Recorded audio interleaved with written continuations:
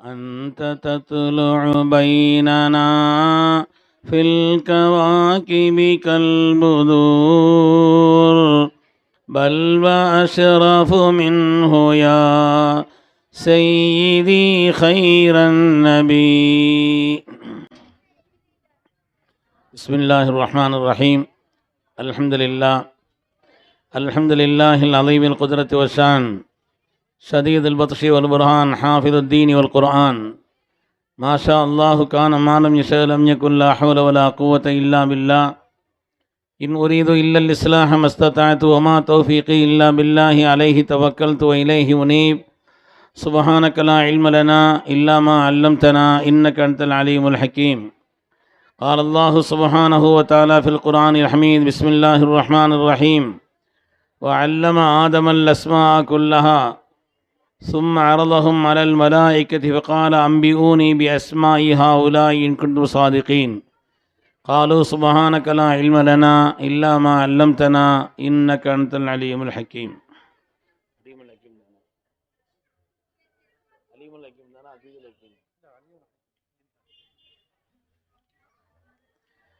கண்ணியத்திற்கும் மிகுந்த மேன்மைக்கு உரிய நம்முடைய ஹலீமத்து சாதியா பெண்கள் அரபிக் கல்லூரியினுடைய ஆண்டு விழா, ஹாஃபிலா பட்டமளிப்பு விழா மற்றும் சிறப்பான முறையில் நடைபெற்றிருக்கக்கூடிய இந்த நிகழ்விலே உங்களை எல்லாம் சந்தித்து சில வார்த்தைகளை சொல்வதற்கான வாய்ப்பை தந்த ரப்புல் ஆலமீனுக்கு நன்றி செலுத்தியவனாக, கண்ணியமானவர்களே,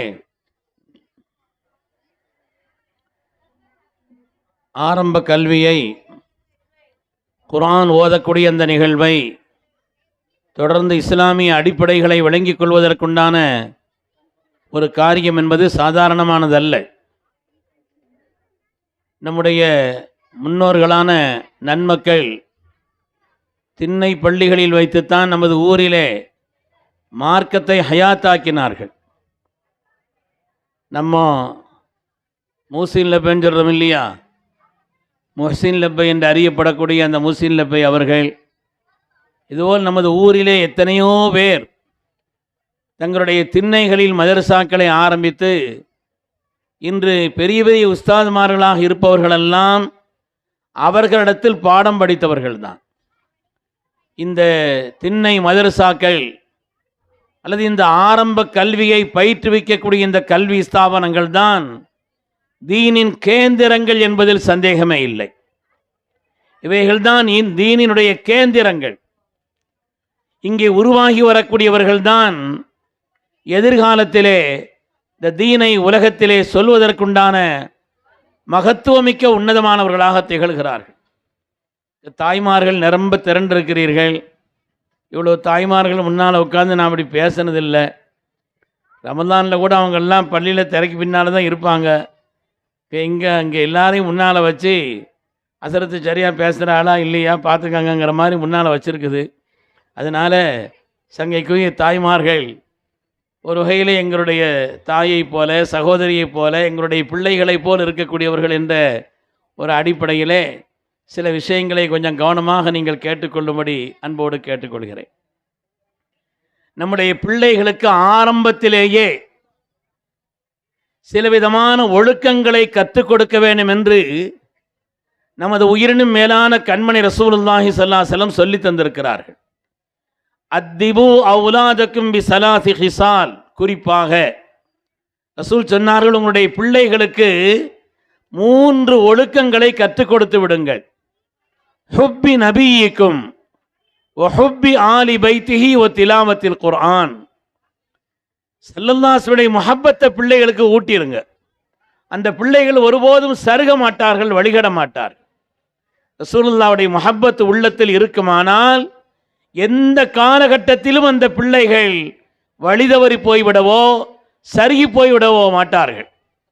அந்த ரசூலுல்லாஹ்வுடைய முஹப்பத்தை ஆரம்பத்திலேயே, அதனால தான் நான்லாம் சாலி லப்பேன்னு சொல்லி நம்ம ஊரில் இந்த கிராத்துல் குரானியா மதரசா ஆரம்பத்தில் பல இடங்களில் இருந்த நேரத்தில் எங்களுக்கு ஓதி தந்தது சாலி லப்பை என்பவர்கள். அவங்கெல்லாம் பாடல் நல்ல ஏற்றுவார்கள், பாடல் ஏற்றுவார்கள். ரசூலுல்லாஹ் பற்றி அந்த மக்தப் பாடத்திட்டங்களில் மக்க முஹம்மது நபி வீரந்து மதீனம் மௌத்தாகி அடங்கினரே, தக்கத்தாயார் பெயர் ஆமீனாம்மா, தகப்பனார் அப்துல்லா பாட்டனார் பேர் ஷக்கின்றி அப்துல் முத்தலிபாம். ரசூலுல்லாஹ்வுடைய வரலாறு பூரா அப்படி பாடல்களில் சொல்லி தந்தாங்க. இந்த கிராத்துல் குரானியா மதரசா இருக்கும் பொழுது தெருக்கல்ல நம்முடைய பிள்ளைங்க மீலாது விழாவில் பாடல்களை படித்து கொண்டு தெருவிலே செல்வார்கள். இன்னும் அது மங்கிரல்ல இருக்கத்தான் செய்யுது.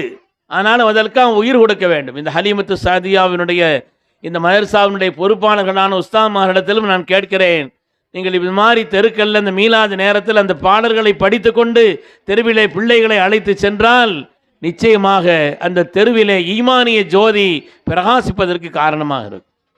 ஊரெல்லாம் சுற்றுவோம் அந்த நேரத்தில். மீலாது நபி ஜனனம் கொண்டாடுவோம், மேலாம் ரசூல் வழி நடந்திடுவோம், மறவாமல் வக்தைந்தும் தொழுதிடுவோம், மன்னர் முஹம்மதை வாழ்த்திடுவோம், ஃபர்லாம் ஸகாத்தினை கொடுத்திடுவோம்,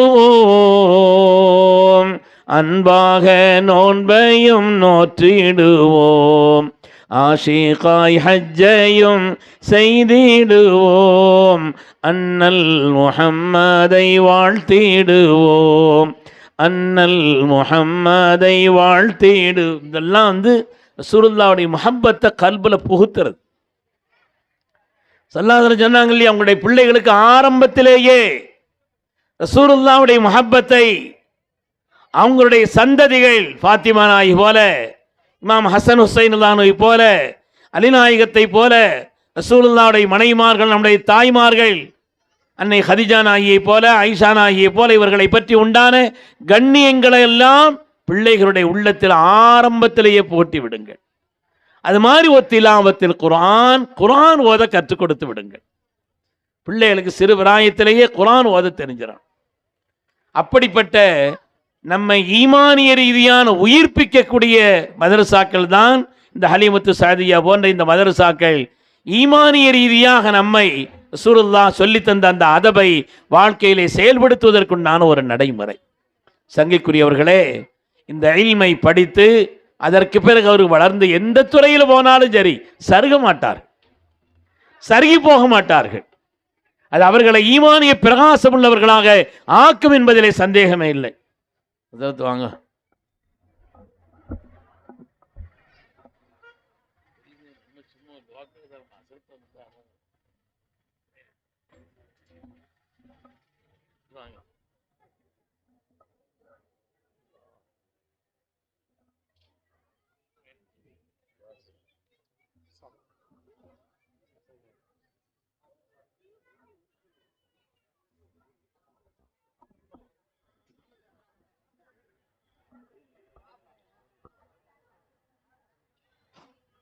இந்த தீனியான கல்வி என்பது நுபுவத்தினுடைய கல்வி. இந்த தீனியான கல்வி என்பது நுபுவத்தினுடைய கல்வி. அல்லாஹ் குர்ஆனிலே சொன்னானே, இக்ரா பிஸ்மி ரப்பிக்கல்லதீ ஹலக், உங்களை படைத்த ரப்பின் திருநாமத்தை கொண்டு ஓதுங்கள் என்று அல்லாஹ் தஆலா சொல்லிக் கொடுத்தானே, அந்த மகத்தான கல்வி.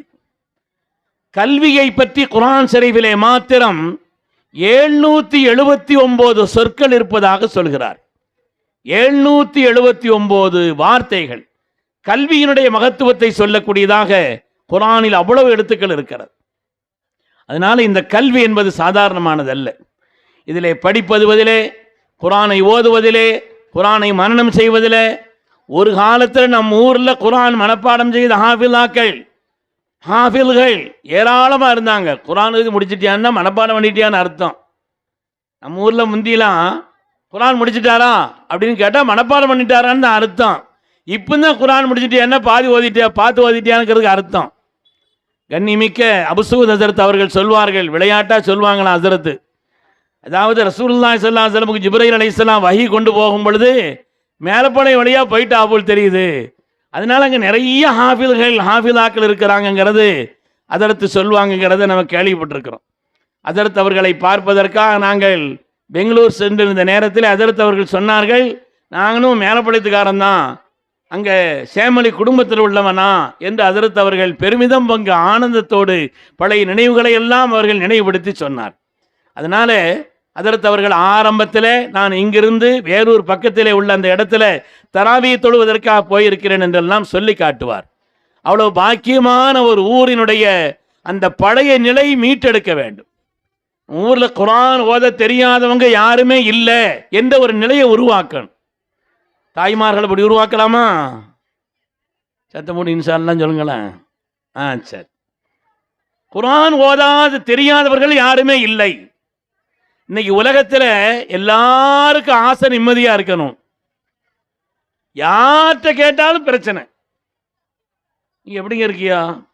நல்லா இருக்கிறேன். ஆனா ஒரு ஆனால் வரும். அந்த ஆனாலுக்கு பின்னால் பூரா சரித்திரம் வரும். யாரையாவது கேட்டு நல்லா இருக்கிறான்னு கேட்டால் அல்ஹம்துலில்லாஹ் அதோட நிப்பாட்டுற ஆட்கள் யாருமே கிடையாது. நல்லா இருக்கிறாங்க, நல்லா இருக்கிறேன், ஆனால் அந்த ஆனால் ஒன்று இருக்குது. வீட்டு கூடு வாசப்படிங்கிற மாதிரி இந்த ஆனால்னு ஒரு ஐட்டம் எல்லாத்திட்டும் இருக்குது.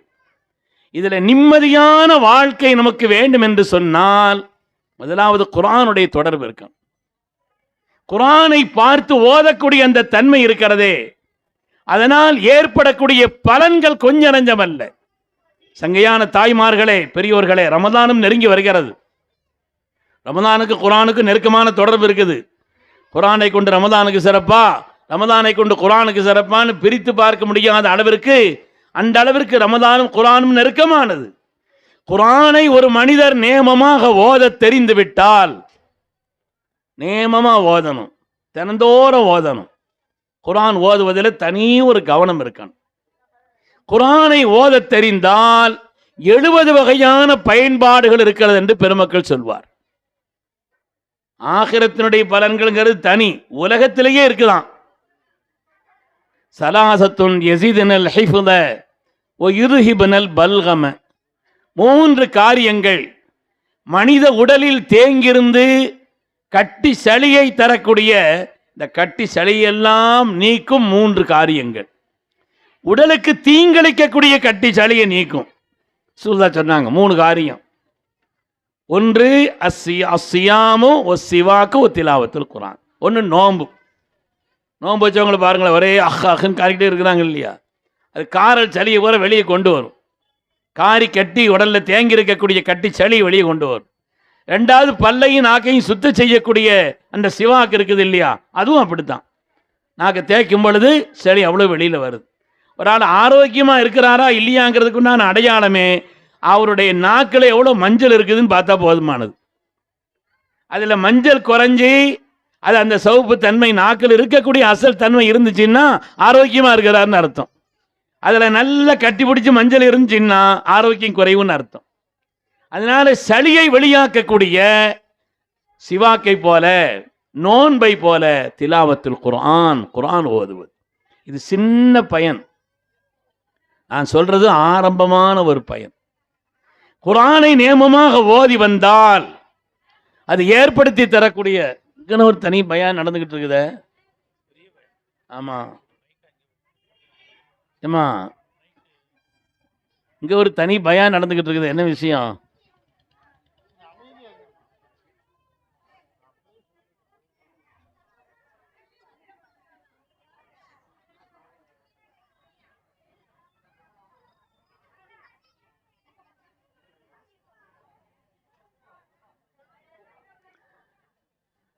பெண்கள் இவ்வளவு பேர் ஒன்று சேர்ந்து அமைதியாக இருக்கிறாங்கன்னாலே பெரிய விஷயம் இல்லையா? சாதாரண விஷயம் இல்லை. பெண்கள் அவ்வளவு பேர். நான் பெண்கள் மேலே ரொம்ப பிரியமுள்ளவன், சும்மா சொல்லாதியா. அதனால தான் நம்ம ஊரில் கிட்டத்தட்ட 28 வருஷமாக பொம்பளை பயான் செய்துக்கிட்டு இருக்கிறேன் நான். பெண்கள் பயான் செய்துட்டு இருக்கிறதுலையும் எனக்கு ரொம்ப தேட்டமும் ஆர்வமும் உண்டு. அது மாதிரி பெண்களை குறை சொல்கிறது எனக்கு பிடிக்கவே செய்யாது. பெண்களை திட்டி பேசுறது, பொம்பளைகள் ரொம்ப குறை சொல்கிறது எனக்கு ஒத்துக்கிறாத ஐட்டம். அவங்கள தட்டி கொடுத்து பாராட்டி கொண்டு போனால் தான் காரியம் நடக்கும். நம்ம வீட்டினுடைய அனுபவம் இல்லையா அதெல்லாம். அதனால் ஒரு மாதிரி தட்டி கொடுத்து கொண்டு போனால் தான் காரியம் நடக்கும். ஹைர், குர்ஆனை நேமமாக ஓதி வந்தால் ஏற்படக்கூடிய பலன்கள் ஏராளமான பலன்கள்.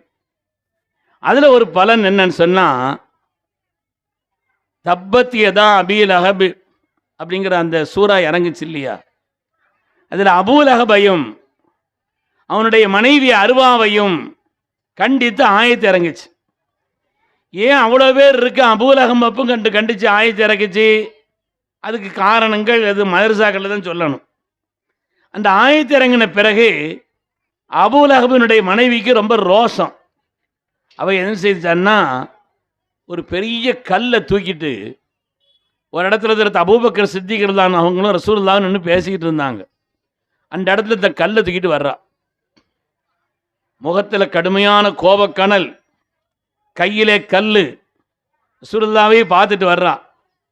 அதில் சித்திகுல் அக்பர் அபூபக்கர் சித்திக் தான் ரசூலுல்லாஹ் பார்த்து சொன்னாங்க, நாயகமே வர்றவர் சரியாக தெரியல, முழிக்கிற முடியும் சரியாக தெரியல, கையில் வேற கல் இருக்குது, உங்களை தான் ஒத்து பார்த்துட்டு வர்றான்னு சொன்ன உடனே சல்லாதல அவட ஏறிட்டு பார்த்துட்டு சரி நீங்கள் அமைதியாக இருங்கன்ட்டாங்க.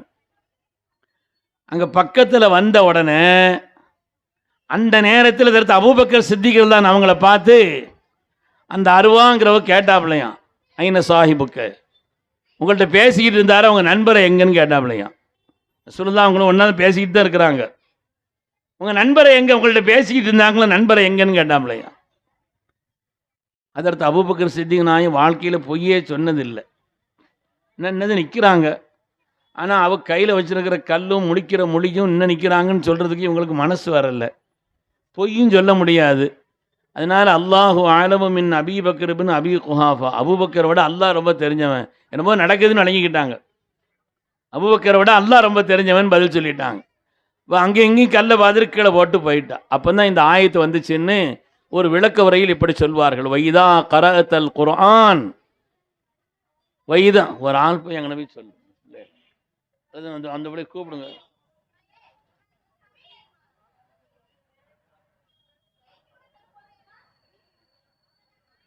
வைதா கரஅத்தல் குர்ஆன், குர்ஆனை நேமமாக ஓதி வந்தால், ஜஅல்னா பைனக வ பைனல் லதீன லா யுமினூன பில் ஆகிரத்தி ஹிஜாபம் மஸ்தூரா, உங்களுக்கும் உங்களுடைய விரோதிகளுக்கு மத்தியில் மறைக்கப்பட்ட ஒரு திரையை அல்லாஹ் ஏற்படுத்துவான். அப்போ அதிலிருந்து என்ன சொல்கிறாங்கன்னா, நம்முடைய விரோதிகளான நஃப்ஸு, நம்முடைய விரோதியான ஷைத்தான், நம்முடைய விரோதிகள் என்று தங்களை கருதி கொள்ளக்கூடியவர்கள், நாம் யாரை விரோதிலாம் கருதல்ல, அது நல்ல மனுஷனுக்கு அடையாளம் இல்லை. சில பேர் சொல்கிறாங்க நான் நல்லவனுக்கு நல்லவன், கெட்டவனுக்கு ரவுடிக்குனா அப்படின்லாம் சொல்கிறாங்க. நம்ம கொள்கை என்னென்ன, நல்லவனுக்கு நாம் நல்லவன் தான், கெட்டவனுக்கு நாம் நல்லவன் தான், அதுதான் நம்ம கொள்கை. நாம் யாருக்கும் கெட்டவன்லாம் கிடையாது. அல்லாஹ் சொல்றா, உங்களை விரோதிகளாக கருதக்கூடியவர்கள் உங்களுடைய ஷைத்தான், உங்களுடைய நஃப்ஸ், உலகத்தில் எல்லாவற்றை விட்டும் அல்லாஹு தஆலா உங்களுக்கு மறைக்கப்பட்ட ஒரு திரையை ஏற்படுத்துவான். குர்ஆனை நேமமாக ஓதினால் அவ்வளவு பயன்கள் இருக்கிறது என்று பெருமக்கள் நமக்கு சொல்லித் தருவார். இந்த பாக்கியமான குர்ஆனை, சங்கையான அந்த குர்ஆனை, அதை நேமமாக ஓதக்கூடிய பழக்கத்தை உண்டாக்கி கொள்ள வேண்டும். அதுக்கு ஓத தெரியணும் இல்லையா? ஓத தெரியணும். முன்னாலெல்லாம் என்ன செய்ய, குர்ஆன் ஓதி ஓதி ஓதி ஓதி நம்முடைய பெருமக்களை எல்லாம் பார்த்துருக்கிறேன் நான். நம்பர் குறித்து வச்சுக்கிட்டே இருப்பாங்க. இங்கே பெத்தாப்ப வாசலில் உட்காந்து பென்சிலில் 3-4 கோடு போட்டுகிட்டே இருப்பார். என்ன நம்ம வர்றவன் பின்னால் வர்றவன் ஓதுறானோ ஓதவில்லையே தெரியல, அதனால் ஓதி வச்சுக்கிறேன்னு சொல்லுவார். பின்னால் வரவன் நமக்கா ஓதுறானோ ஓதலையே தெரியல. இந்த காலத்தை பற்றி அந்த முன்னோர்கள்லாம் நல்லா தெரிஞ்சிருக்காங்க போல் தெரியுது. இவன் லெவல் மாதிரி அலையிறானுல்லையே கொஞ்சம் பேர், அதனால் இதை பற்றிலாம் அந்த காலத்தில் தெரிஞ்சிருக்கிறாங்க போல் தெரியுது. தன்னுடைய பெற்றோர்களுக்கு துஆ செய்யக்கூடிய மனசு இல்லாத ஒரு நிலை. அதனால் குர்ஆனை ஓதுவது என்பது இருக்கிறதே, நம்முடைய உள் வெளிச்சத்திற்கும் ரப்பினுடைய பொருத்தத்திற்கும் அது காரணமாக இருக்கும் என்பதில் சந்தேகமே இல்லை. அருமையானவர்களே, அந்த குர்ஆனுடைய இல்மை ஹாஃபிலாக, இங்கே ஹாஃபிலா பட்டம் பெற இருக்கிறார்கள். குர்ஆனை மனப்பாடம் செய்யக்கூடிய ஆண்கள், பெண்கள். அதற்கு நம்ம ஊரில் கொஞ்சம் பெண்கள் ஹாஃபிலாக்கள் கூடிக்கிட்டே இருக்கிறாங்க. எங்கள் வீட்லேயும் பொம்பளை தராவி, பெண்களுடைய தராவி எங்கள் வீட்லேயும் நடக்கும். எங்கள் வீட்லேயும் பெண்கள் தராவிங்க நடக்குது. அதில் முந்தியெல்லாம் ஒரு பொம்பளை தான் நின்று தொழு வைப்பாங்க. இவன் போட்டி ஆயிடுச்சு. போட்டி கூடி 3 ஹாஃபிலாக்கள், நானும் வருவேன் நீனும் வருவேன், சரி உனக்கு 2 சரா எனக்கு 2 சரான்னு பிரிச்சாச்சு. இப்போ அதனால் இந்த ஹாஃபிலாக்கள் கூடிக்கிட்டே இருக்கிறாங்க. அது ஒரு பாக்கியமான படை காலத்தில் உள்ள செய்தி. ஆனால் இப்போ திரும்புது. நல்ல பண்புகள் அது திரும்பி வரக்கூடிய ஒரு நிலை. அதனாலே இந்த குர்ஆனுடைய கல்வியை கற்பது என்பது இருக்கிறது, அது பாக்கியமானது. அது மாதிரி ஆலிமாக்களுடைய இந்த தர்சும் இங்கே கொஞ்சம் கொஞ்சமாக நடந்து கொண்டிருக்கிறது. அதனுடைய முபல்லிகா ஆலிமா என்று. இதெல்லாம் நுபுவத்தினுடைய கல்வி. அதை ஆண்கள் கற்றால் நுபுவத்தினுடைய ஒரு வாரிசீன்களா இருக்கிறாங்கன்னா, பெண்கள் கற்றால் மற்ற பெண்களும் அவர்களும் ஒன்னல்ல. லெஸ்துன்ன கஅஹதிம் மினன் நிசா, சுல்லாடைய மனைவிமார்கள் மற்றவங்களை போல இல்லைன்னு நல்லா சொன்னான் இல்லையா? அது மாதிரி இல்மை கற்ற நுபுவத்தினுடைய கல்வியை பெற்ற அந்த குர்ஆனுடைய ஹதீஸினுடைய கல்வியை பெற்றவர்களும் மற்றவர்களை போல அல்ல. குர்ஆன்ல அல்லாஹு தஆலா ஆரம்ப மனிதரை படைத்து அவருக்கு அல்லாஹ் செய்த மரியாதை என்னன்னா, கல்வியை தான் கற்றுக் கொடுத்தான். அல்லாஹ் செய்த மரியாதை கல்வியை கற்றுக் கொடுத்தான். அது மாதிரி அவங்களுக்கு அல்லாஹு தஆலா எல்லா மலக்குமார்களையும் சுஜூது செய்ய வைத்தான். அப்படின்னா கற்றவர்களுக்குன்னு சில மரியாதை இருக்குதுங்கிறது அந்த ஆயத்திலிருந்து தெரியுது. மூணாவது, அவங்களுக்கு அல்லாஹ் ஒரு உத்தரவு போட்டான், இந்த மரத்துக்கிட்ட போகாதீங்க, அதெல்லாம் எடுத்து சாப்பிடாதீங்கன்னு சொன்னான். அப்படின்னா கற்றவர்களுக்கு சில கட்டுப்பாடுகள் கூடுதலாக இருக்குதுன்னு அர்த்தம். எல்லாரும் மாதிரி இல்லை. ஒரு அசரத்து சினிமா பார்க்க போகிறாருன்னு வைங்க, அப்போ என்ன சொல்லுவாங்க, நான் இந்த ஊரில் ஆரம்பத்தில் மேலப்படையத்தில் யாருமே ஆலிமிசாக்கள் ஓதி கொடுக்கறதுக்கு வராத காலம் அந்த காலம். இப்போ எல்லாம் அசரத்து மாதிரி ஆசைப்படுறாங்க, அசரத்து ஊரில் ஒரு வேலை இருந்தால் சொல்லுங்க அப்படி இப்படி இருந்து சொல்லிக்கிட்டு இருக்கிறாங்க. அந்த காலத்துலலாம் மேலப்படையத்து அசரத்துமார்கள் யாருமே இருக்க மாட்டாங்க. ஒரே ஒரு பட்னாபிசா மட்டும்தான் இருந்தார். பட்னாபிசா வந்து சொன்னார், அசரத்து இங்கே வந்து ஓதி கொடுக்க ஊருக்கு வாங்கலேன்னு சொல்லி நான் திருவிதாங்கோட்டில் இருந்தேன். ஊரில் யாருமே அசரத்து மாதிரி வேலை பார்க்குறதில்ல, எல்லாரும் வெளியில் போய் அப்படி தான் வேலை பார்த்து பழக்கப்பட்ட நிலையில் நான் வந்து ஒரு 5 பேர்கிட்ட அது சம்மந்தப்பட்ட ஆலோசனையை கேட்டேன். என்னுடைய உஸ்தாதுமார்கள், இது மாதிரி ஊரில் உள்ள பெரிய ஷேகுமார்கள்னு இருக்கக்கூடிய ஒரு 5 பேர்கிட்ட ஆலோசனை கேட்டேன். இது மாதிரி ஊரில் இருக்க சொல்கிறாங்க, இருக்கலாமான்னு. 4 பேர் இருக்கலான்னு சொன்னாங்க, ஒரு ஆள் வேணான்னு சொன்னார். அது 4 பேரில் ஒரு ஆள் சொன்னார், இருக்க வேணான்னு சொன்னவர் சொன்னார், இந்த ஊருக்கு கவனமாக இருக்கணும், தூக்குனா தூக்குவான், உச்சத்தில் போட்டால் மலத்தி போட்டு மிதிச்சிருவானுவோ, அதனால் கொஞ்சம் கவனமாக இருக்கணும் அப்படின்னு சொல்லி அவர் சொன்னார். இன்னொரு ஆள் சொன்னாங்க, ஊரில் நீ இருப்பா, ஆனால் அவங்ககிட்ட ஒன்று கேட்குறேன், இந்த ஊரை பொறுத்தவரையில் அரசியல் கூட்டம் கேட்டால் ஒன்றும் சொல்ல மாட்டான். அப்போ அவர் சொன்னா என்கிட்ட, நான் சொல்கிறது கிட்டத்தட்ட 40 வருஷத்துக்கு முன்னால் உள்ள செய்தி. அரசியல் கூட்டம் கேட்டால் அங்கே போய் நின்று கேட்டுட்டு இருந்தால் கூட நம்ம ஊரில் ஒன்றும் சொல்ல மாட்டான். சினிமா பார்க்க போனால் விட மாட்டான். அதனால் உனக்கு சினிமா பார்க்குற பழக்கம் இருக்குதா இல்லையான்னு எனக்கு தெரியல, சினிமா பார்க்குற பழக்கம் இருந்தால் ஊரில் இருக்காத அப்படின்னு அந்த அசரத்து ஒரு யோசனை சொன்னாங்க.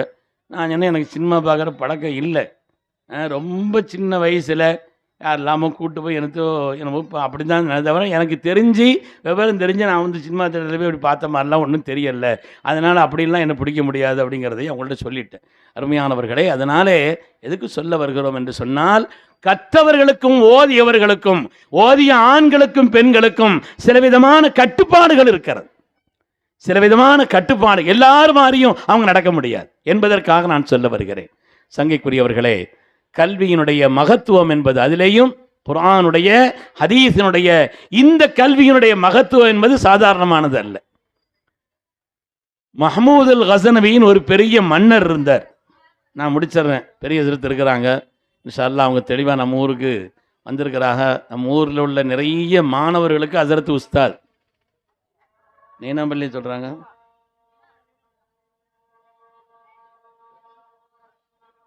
வாங்குக்கு பதில் சொல்லுங்க. அல்லாஹ் அக்பர், அல்லாஹ்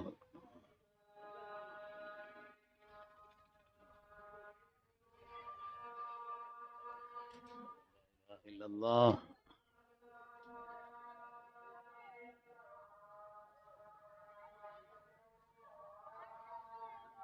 أشهد أن لا إله إلا الله أشهد أن محمد رسول الله صلى الله عليه وسلم.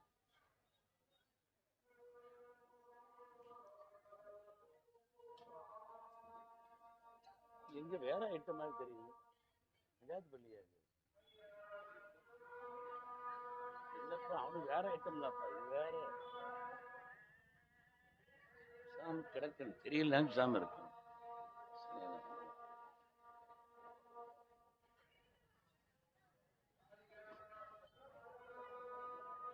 على الفلاح ما شاء الله كان ما لم يشاء لم يكن ما شاء الله كان ما لم يشاء لم يكن لا حول ولا قوة إلا بالله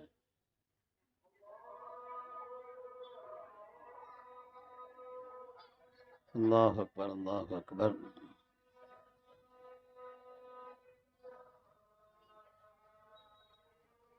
لا إله إلا الله سيدنا محمد.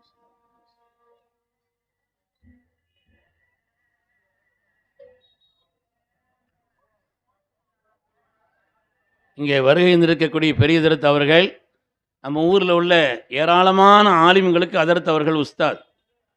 நம்ம அப்துல் ஹமீத் ஹஜ்ரத்துக்கும் ஓதி கொடுத்தவங்க, ஹஜ்ரத் போலுள்ள நிறைய ஏராளமான ஆலிம்களுக்கு உஸ்தாதாக இருக்கிறார்கள். அதனால் அவர்களை உங்கள் எல்லோரும் சார்பாக நானும் வரவேற்கிறேன். ஹஜ்ரத் அவர்கள் நல்ல விஷயங்களை சமூகத்திற்கு சொல்வார்கள். இன்ஷா அல்லாஹ் கவனத்தோடும் ஈடுபாட்டோடும் நீங்கள் கேட்க வேண்டும் என்பதை உங்களிடத்திலே கேட்டுக்கொள்கிறேன். ஒரு செய்திகளை சொல்லி நான் நிறைவு செய்கிறேன். வாங்க கொஞ்சம் கவனமாக கேட்டுக்கங்க.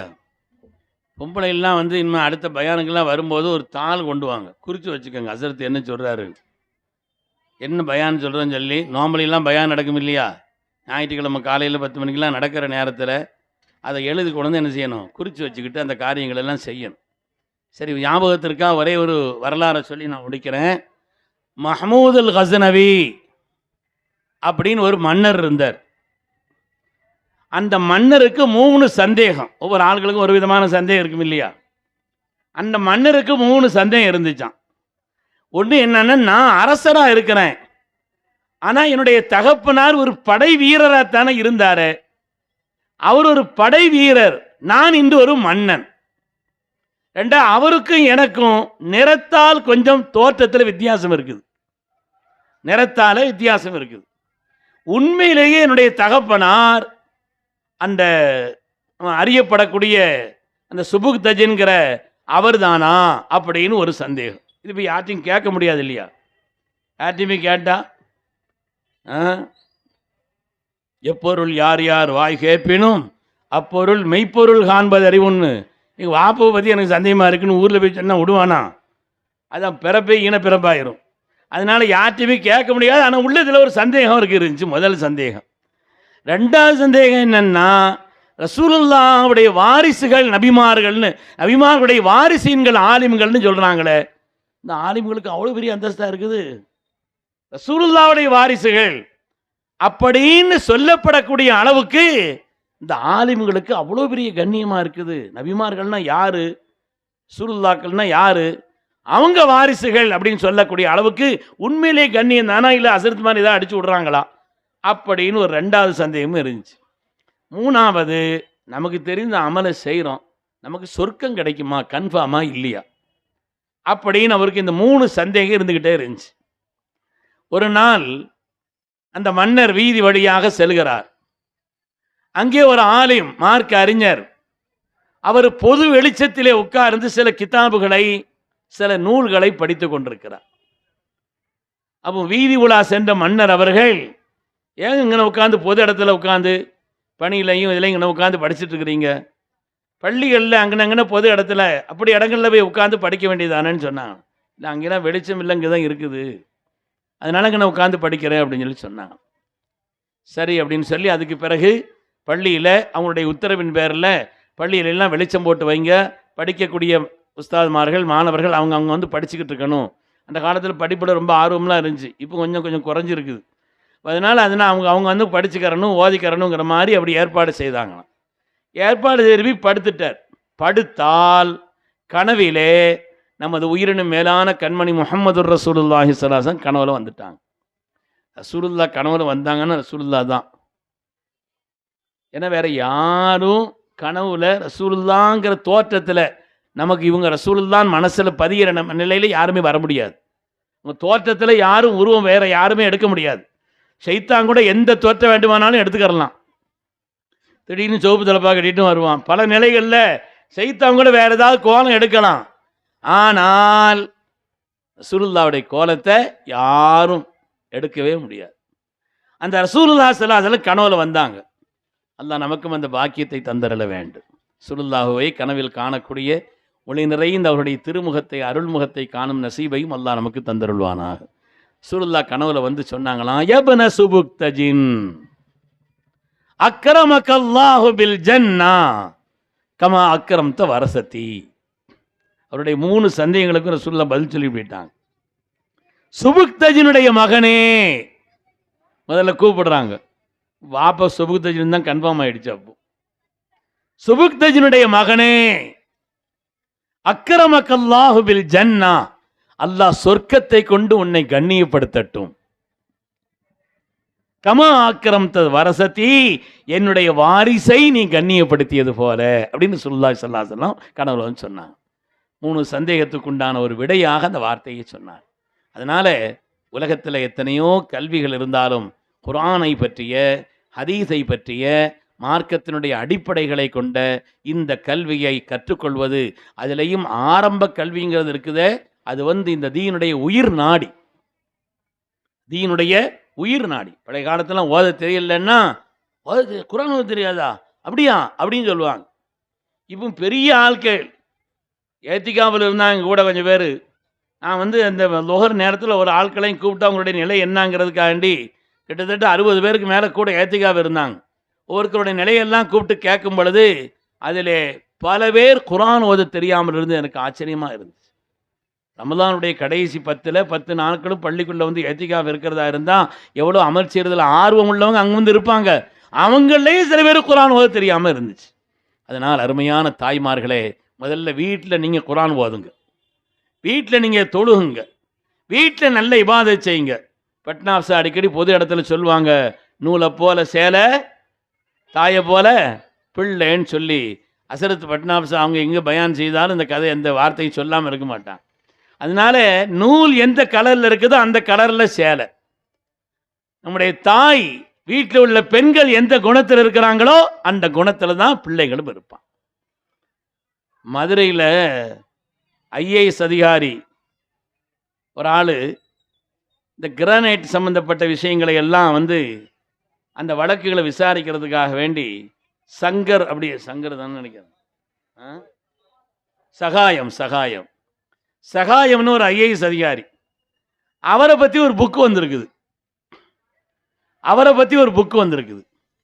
அந்த புக்கில் படித்த ஒரு செய்தி, ஒரு ஆள் அவர்கிட்ட கேட்குறாரு, நீங்கள் எவ்வளோ தைரியமாக நடவடிக்கை எடுக்கிறீங்க, பெரிய பெரிய அதிகாரிகளுக்கு எதிராக தைரியமாக நடவடிக்கை எடுக்கிறீங்களே, நீங்கள் தெளிவாக இருக்கிறீங்களே, பொது சொத்துக்களுக்கு ஆசைப்படுறது இல்லையே, இந்த தன்மை உங்களுக்கு எப்படி ஏற்பட்டுச்சுன்னு சொல்லி அவர்கிட்ட கேட்டாங்க. அவர் சொன்ன பதில், சகாயம் ஐஏஎஸ்ன்னு ஒரு நூல் விகடன் பிரசுரம் போட்டிருக்கு, அதில் இதுக்கு இந்த செய்தி. அவர் சொன்னார், நான் சின்ன பிள்ளையாக இருக்கும் பொழுது பள்ளிக்கூடத்தில் படிச்சுட்டு நாங்கள் வர்ற வழியில் ஆந்தோப்பு இருக்கும். வர்ற வழியில் நம்ம ஊர்லேயும் கூட பெரியாத்துக்கு போயிட்டு இந்த கரை வழியாக வந்தாங்க, நிறைய மாந்தோப்பு இருக்குது இல்லையா, அந்த மாந்தோப்பு வழியாக நாங்கள் வரும் பொழுது அங்கே காவக்காரன் யாரும் இல்லாட்டா கல் எடுத்து விடுறது, 5-6 மாங்காய் பறிச்சுட்டு வர்றது பிள்ளைகளுடைய பழக்கமாக இருந்துச்சு. நாங்கள் அப்படி ஒரு தடவை போயிட்டு வரும் பொழுது எங்கள் கூட உள்ள ஃப்ரெண்ட்ஸ் மாதிரிலாம் சேர்ந்து இப்போ மாங்காய் அடிப்போம்னு சொல்லி சொன்னாங்க. ஒவ்வொரு ஆட்களும் போட்டி போட்டு மாங்காய் அடித்தாங்க. நான் தான் நிறைய மாங்காய் என்ன செய்தேன், எடுத்துட்டு பை நிறைய பிதுங்கி நிற்கிற மாதிரி மாங்காயும் நிறைய மாங்காய் தூக்கிட்டு வீட்டுக்கு வந்தேன். வீட்டுக்கு வந்த உடனே என்னுடைய தாய் சொன்னாங்க, மோனே இது என்னன்னு கேட்டாங்க.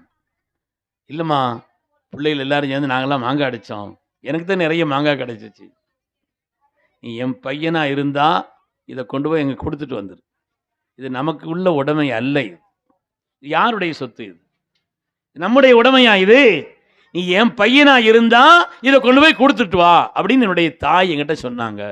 நான் அழுதேன், சின்ன பிள்ளைகளா நான் அழுதேன். ஆனால் அந்த நேரத்தில் கொஞ்சம் கண்டிஷனாக இருந்தாங்க, இப்போ கொடுக்கத்தான் செய்யணும். ஏற்கனவே எங்களை விரட்டிட்டு வந்தார் அவர், இப்போ போனால் அது மாதிரி இவன் அழுதுகிட்டே போறாப்புல. போன உடனே அவன் 2வது அங்கே உள்ள காவலார் படுக்காடு போய் 2வது வரையான்னு சொல்லி விரட்ட ஆரம்பிக்கிறார். உடனே பக்கத்தில் போய் இந்த மாதிரி நாங்கள் திருட வரலங்க, எங்கள் வீட்டுக்கு போனால் எங்கேயுமே விடமாட்டுக்கிற சத்தம் போடுறாப்புல, அதனால் இது நமக்கு உள்ள உடமையானது இல்லை, இதை போய் கொடுத்துட்டு வந்தால் தான் நீ என் பிள்ளைன்னு சொல்லி எங்கேயுமே சத்தம் போடுறாங்க, அதனால் நான் எல்லாத்தையும் கொடுக்க வந்தேன்னு சொன்னாங்க. அப்போ அவனுக்கு கொஞ்சம் மனசில் இறக்கம் வந்துடு. சரி சரி சரி சரி சரிப்பா நீ ஒரு மாங்காய் தின்னுட்டு போகணும்னு கையில் எடுத்து கொடுத்தாங்க. வாண்ட சத்தம் போடுவோம் எங்கம்மான்னு சொல்லிட்டு வந்துட்டாப்லையா. அவர் சொல்கிறார், அந்த என்னுடைய தாய் சிறுபிராயத்தில் ஏற்படுத்திய அந்த குணம்தான், அந்த தன்மைதான் மற்றவர்களின் பொருளுக்கு ஆசைப்படாத ஒரு நிலையை என்னிடத்தில் ஏற்படுத்தி உண்டாக்கி விட்டது என்று சொல்கிறார். அதனால தாய்மார்கள் நல்ல குணங்களை, நல்ல பண்புகளை, வீட்டில் இபாதத் செய்கிற சூழல், குர்ஆன் ஓதக்கூடிய சூழல், மார்க்க ரீதியான ஒரு சூழல், அப்படிப்பட்ட ஒரு நிலையை வீட்டில் ஏற்படுத்த வேண்டும் என்றும் கேட்டுக்கொள்கிறேன். அல்ஹம்துலில்லாஹ், பேசுவதற்கு உஸ்தாத்மார்கள் இருக்கிறாங்க. ஹதரத் அவர்கள் வந்ததை நானும் பாக்கியமாக கருதுகிறேன். நம்ம இசா தொழுத உடனே அங்கே நமக்கு ஒரு கூட்டம் இருக்குது. இந்த புதுமணப்பள்ளியில் இந்த ஹலால் ஹரா இறைச்சி சம்பந்தப்பட்ட அந்த விஷயங்களுக்காக வேண்டியுள்ள ஒரு கூட்டம் இருக்குதுங்கிற காரணத்தினாலே என்னுடைய வார்த்தைகளை நான் நிறைவு செய்கிறேன். அல்லாஹு தாலா இந்த ஸ்தாபனத்தை சங்கைக்குரிய என்னுடைய ஹமீத் ஹசரத் அவர் சாவுல் ஹசரத் எங்கே இருக்காளா? சரி, ரொம்ப சிறப்பான வரையிலே, பொறுப்பான வரையில் நம்ம மதரசாவை நடத்தி கொண்டிருக்கிறார்கள். எல்லாரும் அவர்களுக்கு உறுதுணையாகவும் ஒத்தாசையாகவும் இருக்க வேண்டும் என்று கேட்டுக்கொண்டு, திருவாசிகள் இங்கே பெரிய பொம்பளை மாநாடு நடக்கிற மாதிரி இருக்குது. அவ்வளோ அந்த அளவுக்கு தாங்கள் திரளாக ஒன்று சேர்ந்திருக்கிறீர்கள். அல்லாஹு தாலா இந்த ஸ்தாபனத்தை கபூல் செய்தருள்வானாக. ஆமீன் சொல்லுங்களேன். அல்லாஹ் இந்த ஸ்தாபனத்தை கபூல் செய்தருள்வானாக. இங்கிருந்து ஏராளமான ஹாஃபில்கள், ஹாஃபிலாக்கள், மார்க்கம் கற்ற நல்லொழுக்கம் உள்ளவர்கள் இங்கிருந்து வெளியேறுவதற்கும், படித்தவர்கள், பண்பற்றவர்கள், பண்புள்ளவர்களாக, மேலான உயர்ந்த குணத்திற்கு சொந்தக்காரர்களாக வெளிவருவதற்கும் அல்லாஹ் நசீபை தந்தருள்வானாக என்று துவா செய்து கொண்டு, நிர்பந்தமான நிலையில் இன்றைக்கி பேசக்கூடிய நிலையிலே இல்லை. ஆனால் இந்த டேட்டை கொடுத்ததும் நான் தான் அப்படிங்கிற காரணத்தினால ஒன்றும் மறுக்க முடியலை. இல்லைன்னு நான் இன்றைக்கி வயநாட்டில் இருக்கணும் சில வேலைகளின் காரணத்தினால. இருந்தாலும் அவங்கள்ட்ட டேட்டு சொல்லிட்டோமே, அதுக்கு மாற்றம் செய்ய வேணாங்கிறதுக்காக வேண்டி உங்களை எல்லாம் கண்டு சந்தித்து சில வார்த்தைகளை சொல்வதற்கு அல்லாஹ் நசீபை தந்ததற்காக ரப்புக்கு நன்றி செலுத்தியவனாக இந்த வாய்ப்புக்கு நன்றி கூறி விடைபெறுகிறேன். அஸ்ஸலாமு அலைக்கும் வரஹ்மத்துல்லாஹி வபரகாத்துஹு.